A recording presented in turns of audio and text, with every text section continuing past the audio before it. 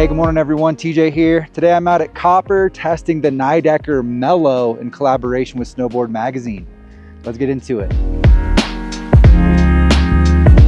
All right guys, real quick for reference, I'm 5'10", I weigh 155 pounds, and I'm riding the Mellow in size 157.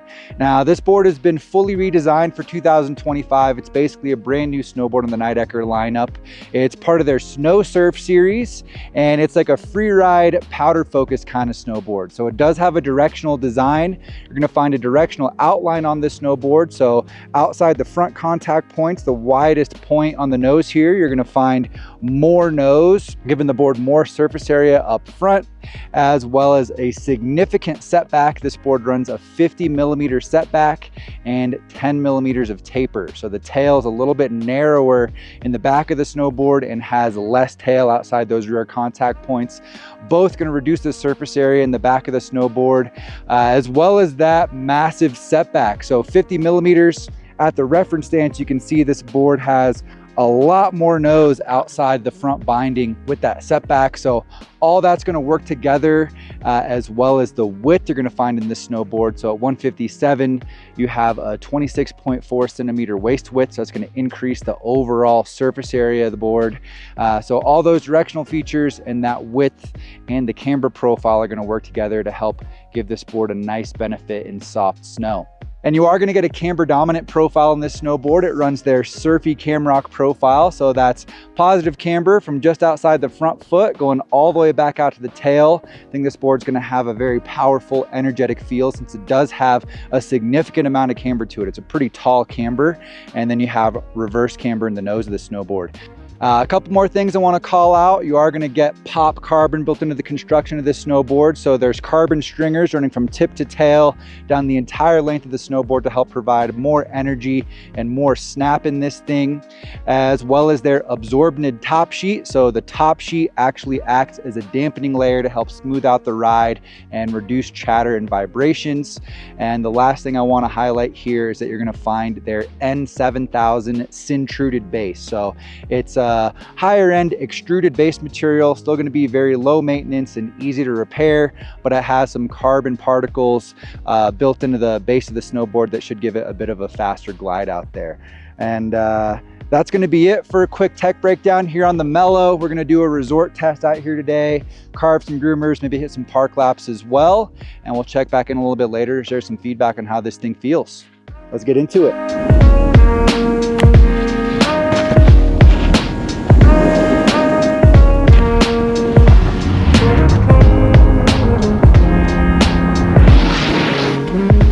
The Mellow. This is actually a pretty sturdy snowboard. It's got a flex that sits solidly on the stiffer side of medium and has a more precise free ride leaning kind of feel to it, with a nice responsive torsional flex to match.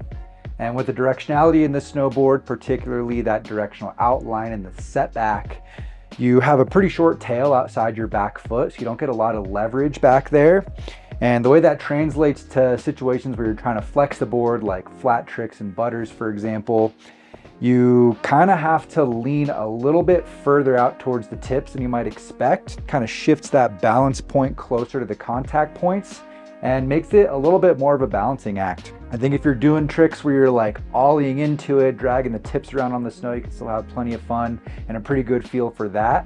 Although you do want to pay attention to your edges, of course, with the precision in this thing. But those like tail presses, nose presses, or butters where you're just trying to like sit in a press, it definitely makes it a little bit more challenging.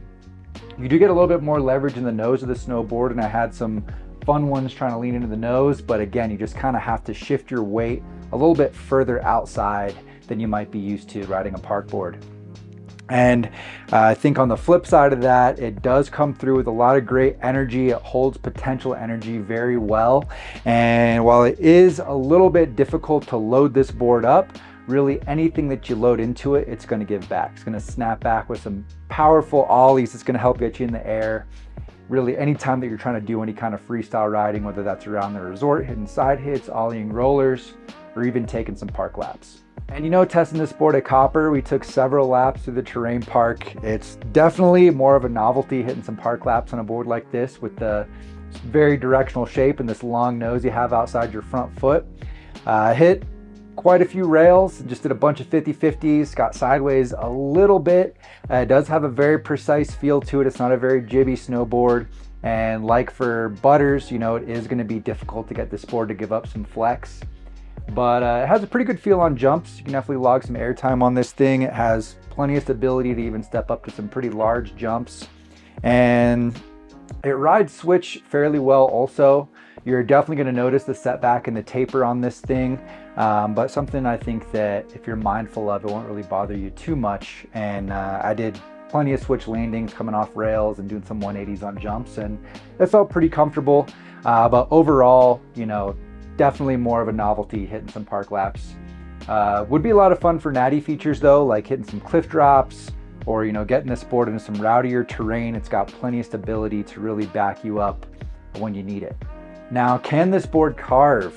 Yes, it can. It carves extremely well. That was one of the biggest highlights for me with the Mellow.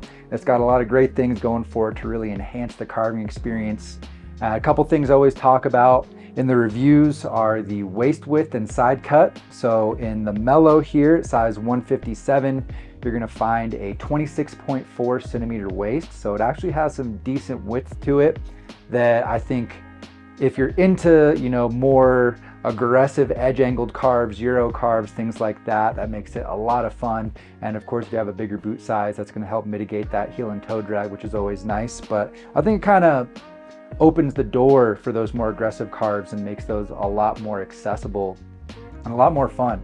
It has a very versatile side cut as well. So it's around 7.6 meters at this size. So a pretty versatile average side cut. They didn't go too long with it, even though it's a more free ride, all mountain kind of snowboard. So it's gonna feel good whether you're taking mellower turns or you're trying to open this thing up down the hill. And I think it gives it a more nimble, energetic kind of feel to it. So the width, the side cut combined with this pretty significant camber you're gonna find in this snowboard really gives it some nice energy when you're carving. You can kind of like spring load it and bounce from turn to turn. And it just gives it a very exciting, nimble feel. It's definitely going to be very capable as well, you know, whether you're trying to get around in more variable midwinter conditions or some like slushier, heavier snow conditions. It's going to be able to chop through that chundery snow and handle those variable conditions very well. It has a pretty damp feel to it also. I think that longer nose, a little bit of rocker in the profile, as well as all the carbon in this does help mellow out the vibrations a little bit as you're out there doing some more all mountain like free ride kind of riding.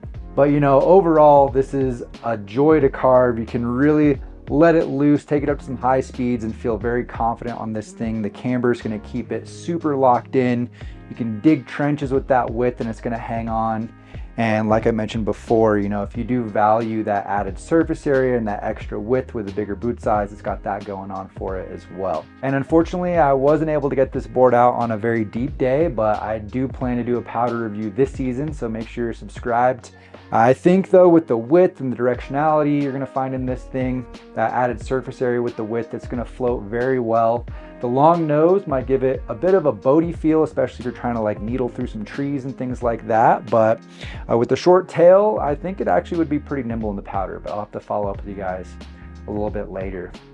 But overall, with the Mellow here, I think if you're looking for that free ride, all mountain resort explorer kind of board that has an excellent feel and a very capable feel for carving and a nice like powerful energy to it, this is definitely going to check all those boxes.